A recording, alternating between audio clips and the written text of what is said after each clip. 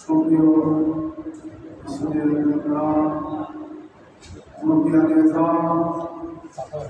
অত্র এলাকার আমাদের প্রিয় ভাই বোনেরা, অন্তর্জনী মহিমান্বিত সবে বরাত, যেটাকে হাদিস শরীফে বলা হয়েছে লাইলাতুল মুবারাক, অর্থাৎ সম্মানিত রজনী। এই রজনীর তাৎপর্য সম্পর্কে হাদিস শরীফের বিভিন্ন স্থানে বহু জায়গায় আল্লাহর হাবিব বর্তমান সম্পর্কে বয়ান করেছেন, উল্লেখ করেছেন।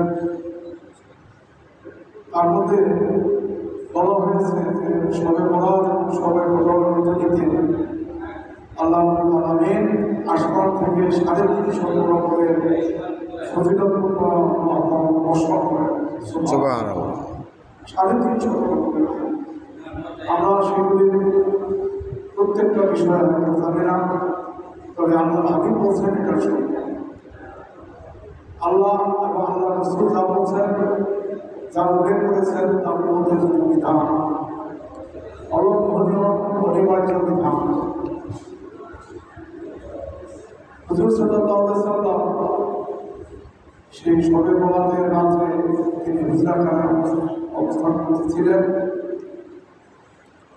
রাত্রের মধ্যভাগে তিনি হুজরাখানা থেকে বের হয়ে জান্নাতুল বাকির দিকে রওনা হলেন। হযরত মা আয়েশা সিদ্দিকা খাতুন রাদিয়াল্লাহু আনহা হুজরার ঘরে হুজুর সাল্লাল্লাহু আলাইহি ওয়াসাল্লামের অনুপস্থিতি টের পেয়ে তিনি তার কিছু অনুসরণ করলেন। কিছু গেলেন এবং গিয়ে দেখলেন যে হুজুর সাল্লাল্লাহু আলাইহি ওয়াসাল্লাম তিনি জিয়ারত করতেছেন, মুতাদের কবর জিয়ারত করতেছেন, আর মুতাদের সওয়াব হাসিল করতেছেন, করতেছেন, এবং তাদের থেকে তিনি গ্রহণ করেছেন বলে হাদিস শরীফে উল্লেখ আছে। এবং বারবার মুনাজাত করতেছিলেন, বারবার দোয়া করতেছিলেন। তখন আয়েশা সিদ্দিকা খাতুন রাদিয়াল্লাহু আনহা জিজ্ঞেস করলেন, ইয়া রাসূলুল্লাহ, ইয়া হাবিবাল্লাহ, আজকে একটা রাত্রে, নির্দিষ্ট একটা রাত্রে আপনি বের হয়ে গেলেন এবং জান্নাতুল বাকিতে গিয়ে সেই কবর সমূহ দিয়ে আপনি জিয়ারত করতেছেন, আর মুতাদেরকে আপনি দোয়া করতেছেন, মাগফিরাত কামনা করতেছেন, এই সম্পর্কে। তখন আল্লাহ হাবিব বললেন যে, হে আয়েশা সিদ্দিকা, তুমি জেনে রাখো এই নামগুলো হলো সবে বরাতের কথা। একটা বিশেষ রহমতের দিন। এই জন্য এই হাদিসটা আয়েশা সিদ্দিকা খাতুন থেকে বলে। তাহলে এই দিবসের ঘুমে থেকে এই মহিমান্বিত রজনী, ফজিলতপূর্ণ রজনী কেটে যাবে, আর আমরা দুর্ভাগার মতো শুয়ে থাকবো, হতভাগাদের মতো শুয়ে থাকবো। এটা অত্যন্ত পরিতাপের বিষয়। আমাদের এই রজনীর তাৎপর্য এবং এই রজনীর মহিমান্বিত রজনীর ফজিলত সম্পর্কে আমাদের জানতে হবে। এখন এই প্রসঙ্গে বলতে যে আরেকটি উদাহরণ দিই। হুজুর সাল্লাল্লাহু তিনি রাস্তা দিয়ে হাইটা যাইতেছেন, এমন সময় একটা গাছ, যে গাছের চলাফেরা করার শক্তি নাই, সে গাছ বলতেছে যে, আল্লাহ, আপনার প্রিয় হাবিব রাস্তা অতিক্রম করে যাইতেছে, আর আমি সৌভাগ্যক্রমে আমি সেই রাস্তার পাশে আছি। আমাকে নিকট থেকে মুসলিম সাল্লাল্লাহু আলাইহি ওয়াসাল্লামকে নিকট থেকে দেখা আমাকে সৌভাগ্য দান করুন। তখন আল্লাহ ওই গাছের তিনি অবতার করলেন। গাছ মানুষের মতো পায়ে হেঁটা হুজুর সাল্লাল্লাহু আলাইহি ওয়াসাল্লামের নিকটবর্তী গিয়ে আল্লাহ হাবিবকে সালাম দিলেন।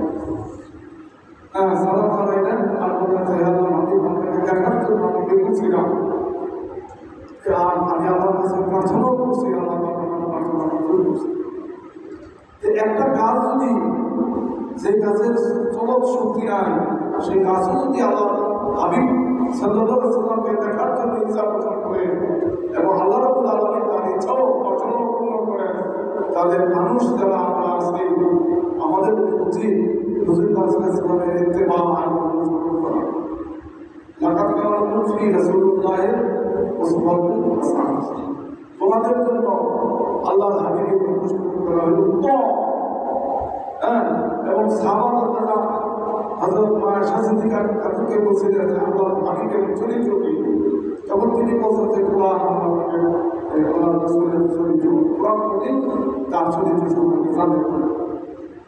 আরেকটা কথা আছে, আপনারা জানেন যে আসমানি গ্রন্থ 104টা আসমানি গ্রন্থ, অর্থাৎ আল্লাহ পাকের কাছের কিছু কিতাব নবী রাসূলদের উপরে অবতীর্ণ হয়েছে। এটা কিতাব এবং সহিফা, আদম আলাইহিস সালামের উপরে সহিফা অবতীর্ণ হয়েছিল।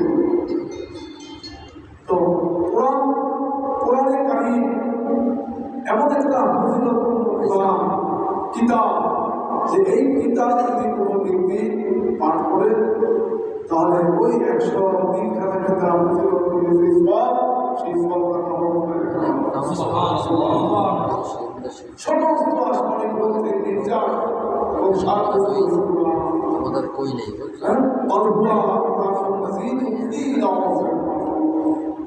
আল্লাহ নদীকে লৌহের মাহফুজের সম্পর্কে চলে গেছে অদৃশ্য পুরানি কবকে। কথা বলেন না, দৃষ্টি হয়ে যায়। তো এই কোরআনের ফজিলত এই জন্য বললাম, এই কোরআন এই রাতে যদি কেউ নামাজ পড়ে তসবিহ তাহলিল করে, এটা আল্লাহ পছন্দ করে, আল্লাহ কাছে এটা পছন্দ।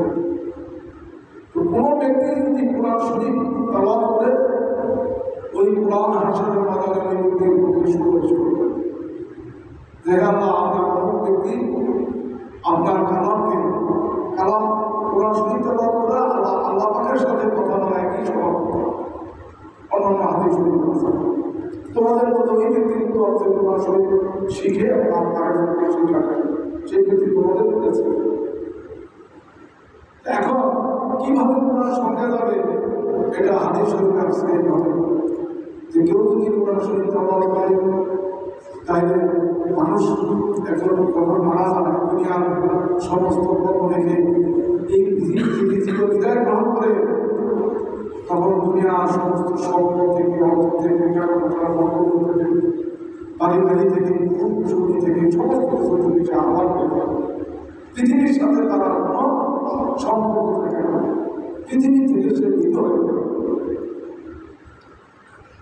তার কোমরের যে দড়িটা আছে সেটাও কাইটা রেখে সেটাও তার উদারের সঙ্গে দেয় না, শুধু আপনার জন্য কাপড়ের কাপড় করে দেয়, পুরুষদেরকে তিন কাপড়, মহিলাদেরকে পাঁচ কাপড়, দুটা বিষয়, একটা মাথায় এবং সিনার নাকি বিশাল আছে।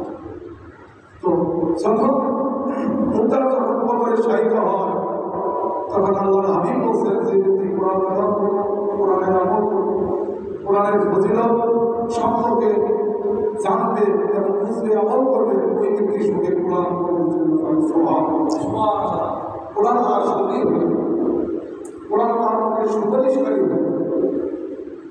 এই কোরআন হইল হুজুর করিম সাল্লাল্লাহু আলাইহি সাল্লামের আদর্শ দিন, আদর্শ আল্লাহ পাকের বাণী হইল কোরআন, আর রাসূলের সাল্লাল্লাহু বাণী হচ্ছে আগে চলি। যদি কোরআন এবং হাদিসের মধ্যে বয়ানের মধ্যে যদি কোনোরকম একটা মুসাফা দেখা দেয়, বিপরীত অবস্থান দেখা দেয়, তখন আল্লাহ হাবিব বলছেন যে আমার কথা কোরআনের বাণী সেখানে বলবৎ থাকবে, আমার বাণী রহিত। কারণ আল্লাহ পাকের বাণী আমার বাণীকে রহিত করে, কিন্তু আমার বাণী আল্লাহ পাকের বাণীকে রহিত করতে পারে। রহিত মানে কি? মাসুল, অর্থাৎ কোরআনের আয়াতটাকে তেলাওয়াত করলে সব হবে, কিন্তু হুকুমটা কার্যকরী হবে, এটাকে বলা হয়। যত মাসুলের আয়াত আছে কিন্তু যেগুলো থেকে সেটা এই ভাবে আছে। আর জীবন বিধান ধর্ম, সে ইসলাম ধর্ম হইল মনোনীত ধর্ম, আমাদের মনোনীত বিধান। ইসলামের ভিত্তি মানে ধর্মের মূল ভিত্তি হল ইসলাম। এবং ইসলামের ভিত্তি, ধর্মের ভিত্তি, হ্যাঁ, চারটি পাঁচটি কি বুনিয়াদ ইসলাম আলা খামসি, ইসলামের বুনিয়াদ স্তম্ভ পাঁচটি কি? কলেমা, নামাজ, রোজা, হজ, যাকাত। এই যে কথাগুলি বলতেছি সবাই তো শুনতেছে, যেটা সত্য সেই কথা।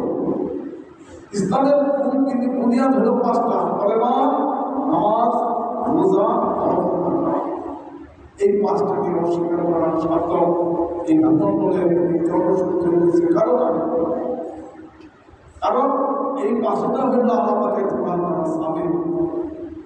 এই যে আমরা আজকে নামাজ পড়তে আসছি, সবাই বলতে নামাজ, যেটাকে লাইলাতুল মুবারক সম্মানিত, কে বলছে?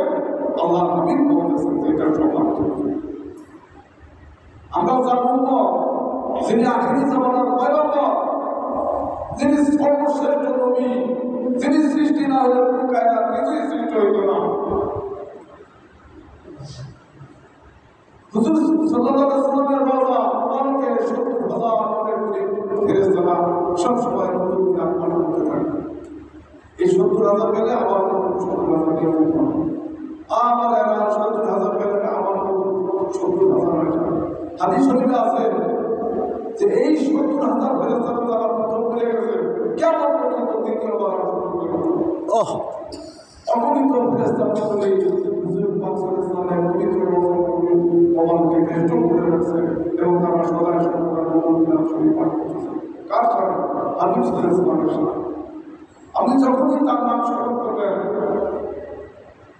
আল্লাহর হাবিবের নাম যখনই স্মরণ করবেন, সঙ্গে সঙ্গে শরীফ পাঠ করবেন, শরীফ ওয়াজিব। যদি আপনার মনে না থাকে তাহলে যখন মনে হবে হুজুর পাক সাল্লাল্লাহু আলাইহি ওয়াসাল্লামের শরীফ পাঠ। আজকে এই স্বভাব ব্যক্তি কারা? যারা আমরা হুজুর পাক সাল্লাল্লাহু আলাইহি ওয়াসাল্লামের নির্দেশ অনুসারে এই সবে বরাতের রাত্রে আমরা একত্রিত হয়েছি।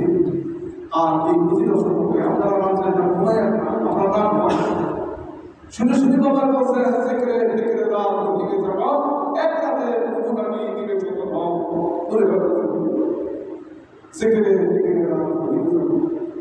এই রাতটা ঘুমানো না, আমরা অনেকে গিয়া নামাজ পড়ে যাই, যার যার ঘরে যাই খাওয়া দাওয়া করিয়া ঘুমায়।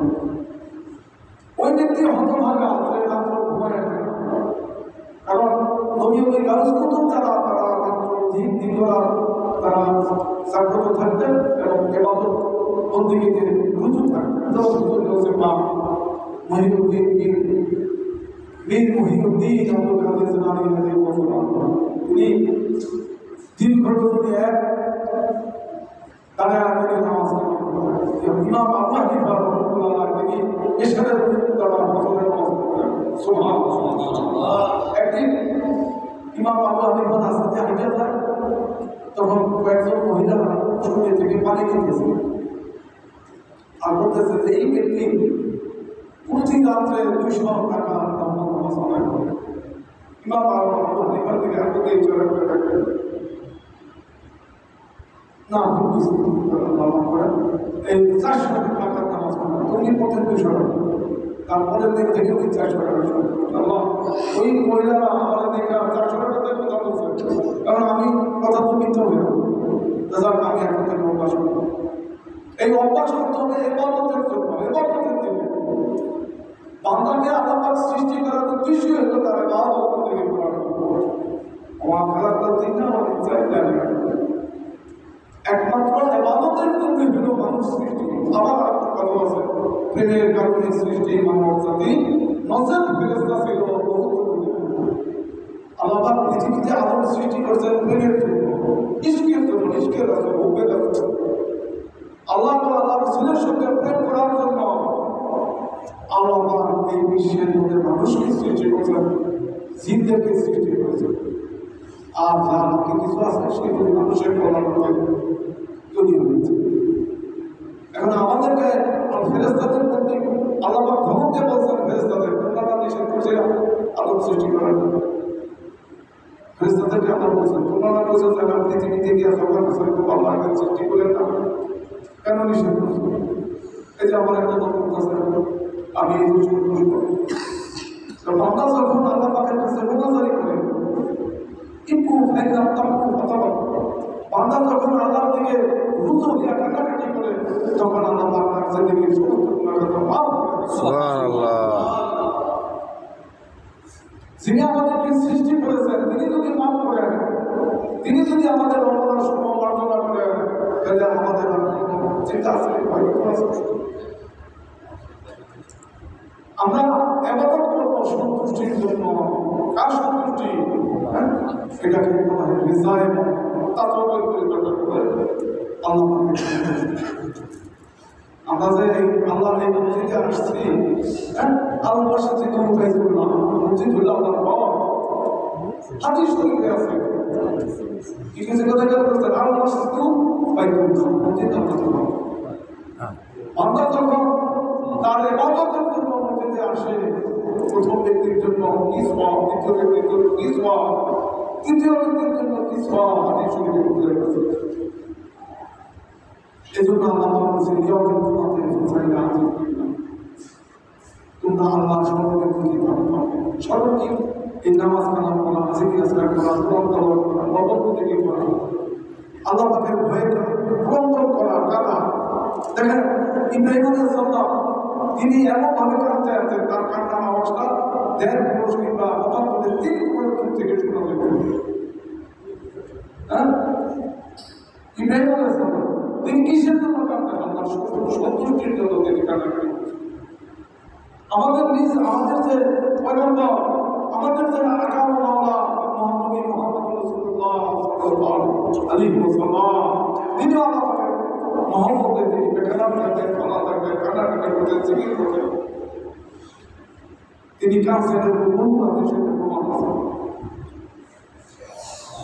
হযরত আবু বকর সিদ্দিক রাদিয়াল্লাহু তাআলা আনহু সম্পর্কে, তিনি যে এত মহান জ্ঞানী এবং তিনি যে প্রথম সাহাবা হওয়ার সৌভাগ্য করেছেন, কেন এটা সম্বন্ধে শুনে বলা যাচ্ছে? আমাদের কত বছর আমরা কিতাব পড়ি, কিতাব সারি সারি সাজানো আছে আমাদের আছে, কিন্তু পড়ানোর সময় আমাদের কিতাব সারি সারি আছে, কিন্তু কিতাব পাঠ করার যে একটা সৌভাগ্য কি আছে? যে আবু বকর সিদ্দিক রাদিয়াল্লাহু তাআলার কাছে কেউ যদি কোনো মাসালার জন্য যাইতে, তিনি আরেকজন কাছে পাঠাই করতেন, তিনি অন্যদের কাছে পাঠাইতেন, তিনি সেটা বলতেন। আর একদিন হুজুর পাক সাল্লাল্লাহু আলাইহি ওয়াসাল্লাম বলতেছেন যে তোমাদের মধ্যে এমন একজন উপস্থিত আছেন, তিনি আমাদের কল্যাণ কামনা করেন, তিনি আমাদেরকে রহমত বিতরণ করেন, যিনি আমাদেরকে ভালোবাসেন, তিনি অচিরেই আমাদের থেকে বিদায় গ্রহণ করেন। আবু বকর সিদ্দিক রাদিয়াল্লাহু তাআলা সাহাবারা জিজ্ঞাসা করেন, সাহাবায়ে কেরাম রাদিয়াল্লাহু তাআলা জিজ্ঞাসা করেন যে হে আবু বকর সিদ্দিক রাদিয়াল্লাহু আনহু, আপনি এই কথার মধ্যে কারণ কি আছে? এটা হুজুর পাক সাল্লাল্লাহু আলাইহি ওয়াসাল্লাম বলতেছিলেন। তখন তিনি বললেন যে আমার হাবিব তিনি আমাদের থেকে বিদায় নিয়ে গেছেন। এই মন্ত্র, এই কথাটা যেন গোপন ভেদ, রহস্য ভেদ, এটা তিনি জানতে পারছেন। এই জন্যই হযরত রাসূল করিম সাল্লাল্লাহু আলাইহি ওয়াসাল্লাম আবু বকর সিদ্দিক রাদিয়াল্লাহু আনহু তিনি মর্যাদা বলছেন, তিনি চমৎকার কথা বলছেন যে আল্লাহ করে যদি আমার বন্ধু কেউ থাকে, সে আমার বন্ধু সাথে ওমর রাদিয়াল্লাহু আনহু বলছেন, দরকার আমি কি টাকা আমার পরে যদি কেউ নবী হইতে পারে, হযরত ওমর রাদিয়াল্লাহু আনহু শাসন করেন। হযরত উসমান গনি রাদিয়াল্লাহু আনহু তার সম্পর্কে বলছেন, তিনি চিন্তায় তিনি হুজুর পাক সাল্লাল্লাহু আলাইহি ওয়াসাল্লামের কন্যাকে বক্তব্য করেন, কন্যা ইন্তেকাল হওয়ার পরে বাবা এক ইসলামী শরীয়তে এক ভাবের পুলিশের মেয়েকে এক শরীর বক্তব্য করতে পারে না, এটা ইসলামী শরীয়তে হারাম। মারা গেলে তারপরে তিনি নূর না হলে তার মেয়ে বাচ্চা কি হবে? হুজুর পাক ছিলেন নূরের উৎস, নূরের সূর্য, নূরের উত্থান, প্রেমের সাগর তার দুই মেয়ের তারও অধিকাংশ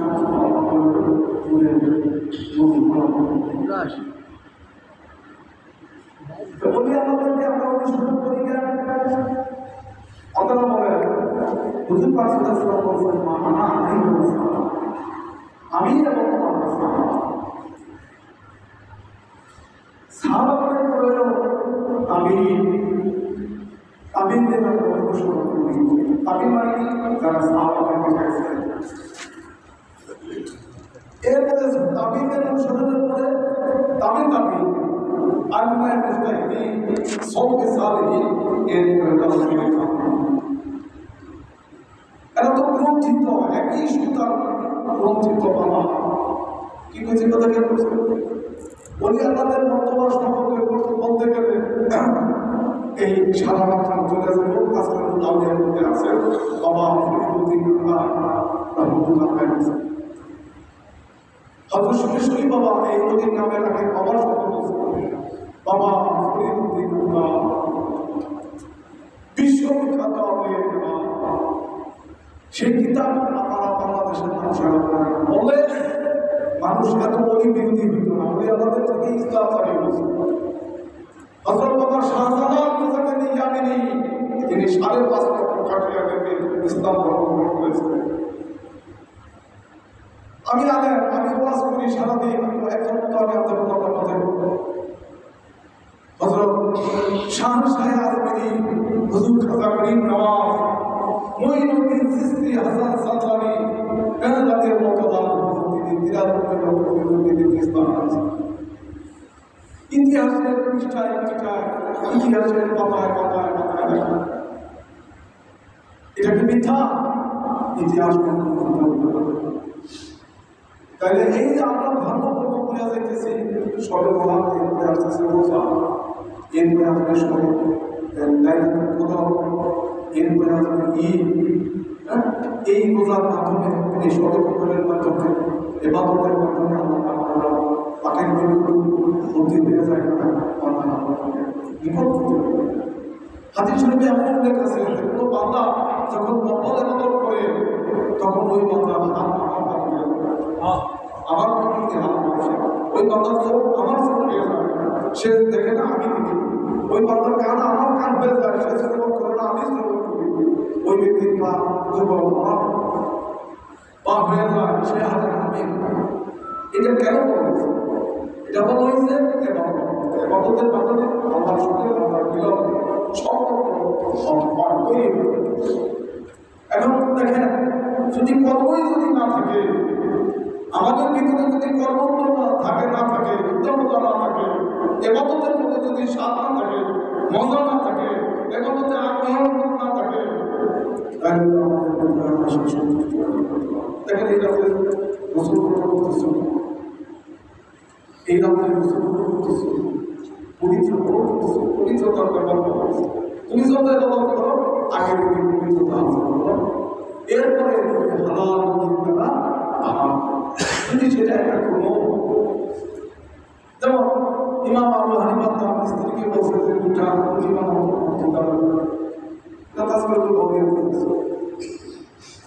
রুটি বানাইছে,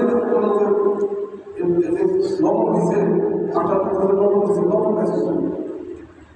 তখন বলছে যে শুক্রের দিকে ভালো আছে, তিনি সে রুটি পানির মধ্যে নিক্ষেপ করে। এরপরে যখন প্রতিদিন মাছে খাইছে, তারপর থেকে রুটি মাছ এটাই ছিল ইমাম আজম আবু হানিফা রহমাতুল্লাহ আলাইহি। শুধু মাযহাবের ইমাম, পৃথিবীতে যত মাযহাব আছে তার মধ্যে সর্বশ্রেষ্ঠ মাযহাব। তারপরে আমাদের 3টা মাযহাব আছে। আমাদের মাযহাব কি? আপনি বলেন, যদি মাযহাব বাদ দেন তাহলে আমরা মাযহাবকে অস্বীকার করে ইসলাম থেকে দ্রুত আমাদের স্বয়ং বরকবিন্দু তুমি রাদিয়াল্লাহু তিনি হানাফি একবার তিনি হানাফি ত্যাগ করে হানাফিতে আসার জন্য তিনি মনস্থ করলেন। সঙ্গে সঙ্গে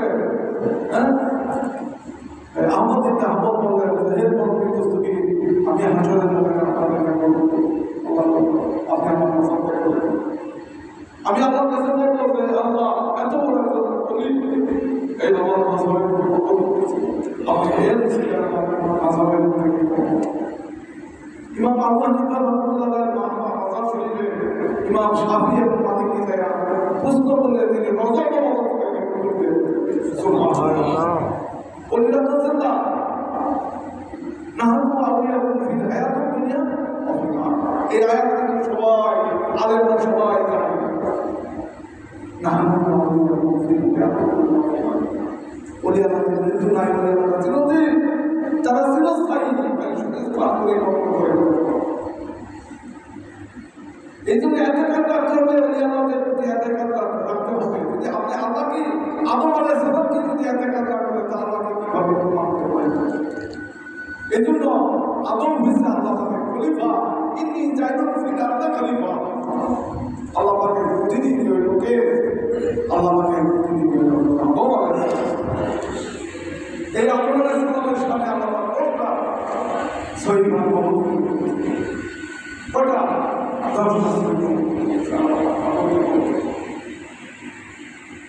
সেই আদম আলাইহিস সালামকে অস্বীকার করলে গোটা মানব জাতিকে অস্বীকার করা হবে আমরা পৃথিবীতে আসলে কাকে এই জন্য নবীও নিজেদেরকে করতে হবে জানু বাবা বলছেন কাজ করে সৈকতে আসে বাবা তাহারাই মুশকিলে এই যে আমাদের ভিতরে যে ছয়টা প্রতিভা এই ছয়টা প্রতিভা ছয়টা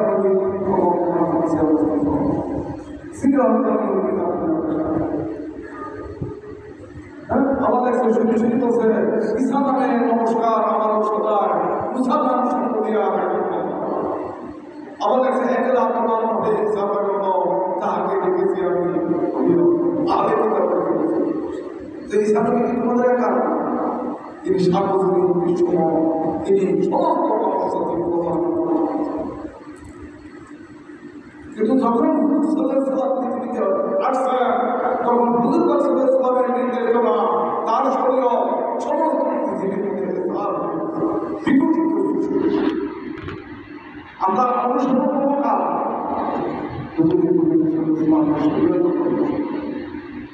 এই অনুসরণের মধ্যে অন্যান্য নবীদের চোদ্দকে সাবা পারওয়ারের স্থায়ী করে প্রদক্ষিণ করে আপনি হাজারা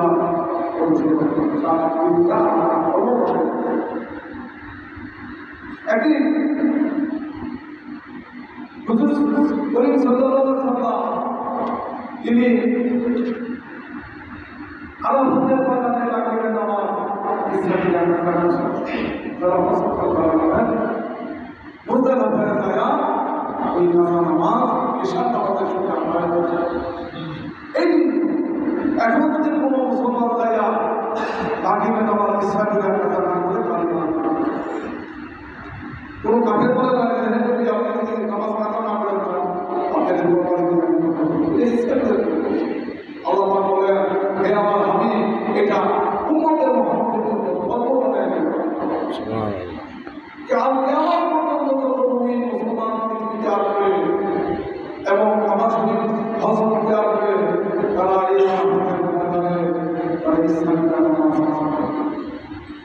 এটি তিনি যা করছেন সেটাই আমাদের আরেকটা কথা মসজিদের কেবলা তাই সেই মসজিদের মেহরাব একটা হচ্ছে বাইতুল মুকাদ্দাসের দিকে আর ইহুদিরা ঠাট্টা করে যদি আপনি ইসলাম ধর্ম প্রচার করতেছেন কিন্তু আমাদের ইহুদি ধর্মকে আপনি আমাদের কেবলার দিকে আপনি নামাজ পড়ার দিকে বাইতুল মুকাদ্দাসের দিকে হুজুর সাল্লাল্লাহু আলাইহি ওয়াসাল্লাম 17 বার নামাজ আদায় করেছেন বলে হাদিস শরীফে প্রমাণ করেছেন। আপনি আমাদের ইহুদি ধর্ম ভালোবাসেন কিন্তু আমাদের কেবলার দিকে আল্লাহ পাক সেই নামাজ জিকিরের মাধ্যমে আয়াত কেবল হে আল্লাহ আপনি বাইতুল মুকাদ্দাস থেকে মুখে আদায় করা প্রতিবার আমাদের নামাজ আমাদের সঙ্গে সঙ্গে এখন আসতেছে হে আল্লাহ আপনি যে ওদিকে বিদায় নামাজ পড়ছেন বাইতুল মুকাদ্দাসের দিকে আপনি সতর্ক করুন কাফেররা আপনাদের আজেবাজে কথা ঠাট্টা বিদ্রুপ করছে কিন্তু আজকের এই একটা পরিবর্তন করার ইচ্ছা হলো আপনার সন্তুষ্টি আপনার খুশির জন্য আমি একটা পরিবর্তন করে দেব কালকে আমার মনির মুসলমান পৃথিবীতে আসবে আমার সাথে থেকে এই যে আমরা কারোর সাথে থেকে নামাজ পড়ি এটা কারণ কি এটা আল্লাহ হাবিব হাদিস শরীফে আছে কিয়ামতের দিন খানায় খাওয়া মানুষের মতো একটা ছবি হয়ে আল্লাহ সুবহানাল্লাহ খাবার শরীফের দাম এই যে খাবার শরীফ সেটা কিয়ামতের বাজারে মানুষের মতো পায় একটা মদিনা শরীফে আমরা এই জন্য হাকিকতে মদিনা শরীফের মতো মদিনা শরীফ মানে হুজুর পাক সাল্লাল্লাহু আলাইহি ওয়াসাল্লাম আমি সংক্ষেপে বললাম বললাম হুজুর পাক সাল্লাল্লাহু আলাইহি ওয়াসাল্লামের কোনো ব্যক্তি আমি ইন্তেকালের পরে যদি কোনো ব্যক্তি আমার কথা জিয়ারত করে তাহলে সেই ব্যক্তিকে সাথে সুবহানাল্লাহ অন্য এক হাদিসে আছে যে কোনো ব্যক্তি যদি কাবার শরীফে হুজুর পাক সাল্লাল্লাহু আলাইহি ওয়াসাল্লাম জিয়ারত করে তাহলে সে কোনো সাহাবা সুবহানাল্লাহ এত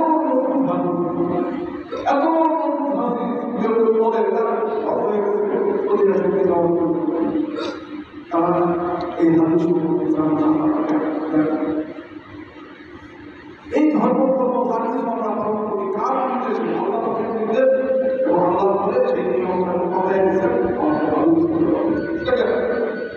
এই যে আমরা সারকার নামাজ আসলে যদি সারকার নামাজ পড়ি না এই নামাজ এই 4 রাকাত নামাজকে পড়তে কিভাবে পড়তে হবে এটা 6:30 এটাকে উপস্থাপন করতে এই নামাজকে বাস্তবায়ন করতে 6:30 মাধ্যমে এই নামাজের এবং হাত বাঁধানো রয়েছে যেমন আমরা নামিকে হাত মহিলারা বুকে হাত কিন্তু এই হাদিসের উৎসটা যে হুজুর পাক সাল্লাল্লাহু আলাইহি ওয়াসাল্লাম দাম উভয় হাদিসটাই আছে অর্থাৎ তিনি বুকেও হাত করছেন নামিকেও হাত করছেন আমাদের ইমাম মাযহাবের ইমাম বলছেন যে হাদিসটা কোনোভাবে অনুসরণ করব পুরুষরা নামিক করে পারেন কি এই হাদিসটা পুরুষের মাধ্যমে মহিলাদের মাধ্যমে ওই আদায় করতে হবে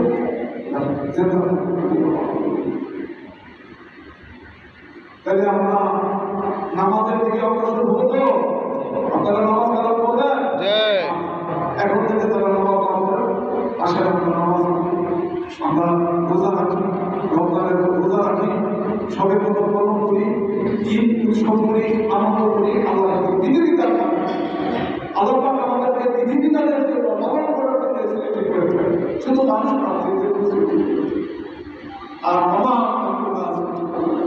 এই জন্য হাদিসে একটা কথাও আছে আফজল আল্লাহ কি জানতে নেই সারে দুনিয়া আমরা তুমি যদি আমার হতে পারো তাহলে সমস্ত পৃথিবীতে তোমার আগে ঢুকে আর সালাত নিশ্চিত ইমান কাজ নামাজ হলো আল্লাহ নামাজ কি এই যে আপনারা আসবেন আল্লাহ কেন আল্লাহকে এই স্মরণেরই আমি ভাষায় সরকারিরা জিজ্ঞে দিলাম আমি জিজ্ঞে করলাম হ্যাঁ যারা জিজ্ঞে করে তাদের কাছে আমার অবস্থান হবো তারা আমার অবস্থান তারা আমার অবস্থান জানে এগুলো সবাই হয়ে গেছে তাহলে আসুন আমরা নামাজের দিকে আঁকা যে ব্যক্তি নামাজের দিকে আঁকায় সে আল্লাহর দিকে একেবারে আসল বিষয়টি যে ব্যক্তি নামাজের দিকে আঁকা সে পক্ষান্তরে আল্লাহর দিকে এই জন্য হাদিস শরীফে আছে যে যখন তুমি নামাজে যাও তখন সামনে দিকে এবং সামনে আল্লাহ আমাদের বিকল্প করতে থাকবে। হ্যাঁ, হুজুর বলতে হবে আর কি আছে। তা আমরা আমাদের জানাইলে আল্লাহ আমাদের বুদ্ধি থাকে আমাদের সামনে আছে। এই জন্য নামাজের মধ্যে যে বৈশিষ্ট্য সম্পর্কে নামাজের বৈশিষ্ট্য সম্পর্কে কেটা নেওয়া সিদ্ধান্ত জামিনের মধ্যে উল্লেখ করেছে। আমরা আশা রাখি সেই নামাজের নামাজ পড়া আদায় করি সুষ্ঠুভাবে সুস্থ সুন্দরভাবে আমাদের শুনে ইসলাম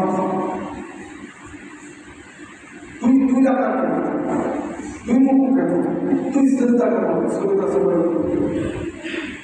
একেবারে মুক্তাদের জানাজা মুক্তাদের নাম মুক্তাদের নাম মুক্তাদের পাঠি দেওয়া সমস্ত বিধান সত্যি আল্লাহ এই কিতাবের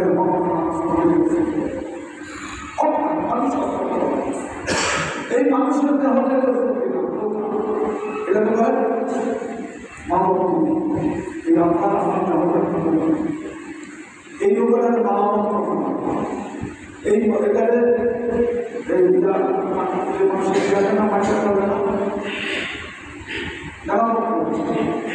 এই মেরামতটা হলো আপনি যখন নামাজ পড়বেন, আপনি যখন রোজা রাখবেন, আপনি যখন জিকির করবেন, আপনি যখন নামাজ ব্যবহার করবেন,